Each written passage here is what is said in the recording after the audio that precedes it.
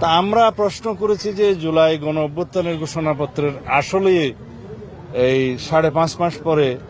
কোনো প্রয়োজন ছিল কিনা, যদি থেকে থাকে সেটার রাজনৈতিক গুরুত্ব, ঐতিহাসিক গুরুত্ব এবং আইনি গুরুত্ব কি, সেগুলো নির্ধারণ করতে হবে। এবং যাতে এই ঘোষণাপত্রকে কেন্দ্র করে ফ্যাসিবাদ বিরোধী যে ঐক্য সৃষ্টি হয়েছে সেখানে কোনো ফাটল সৃষ্টি না হয় সেদিকেও আমাদের লক্ষ্য রাখতে হবে। যদি কোনো রাজনৈতিক দলিল ঐতিহাসিক দলিলে পরিণত হয় সেই দলিলটাকে অবশ্যই আমরা সম্মান করি,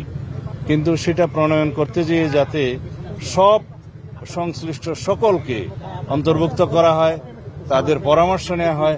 আলোচনা করা হয়, সেই দিকটা আমরা পরামর্শ দিয়েছি। এবং সেই বিষয়ে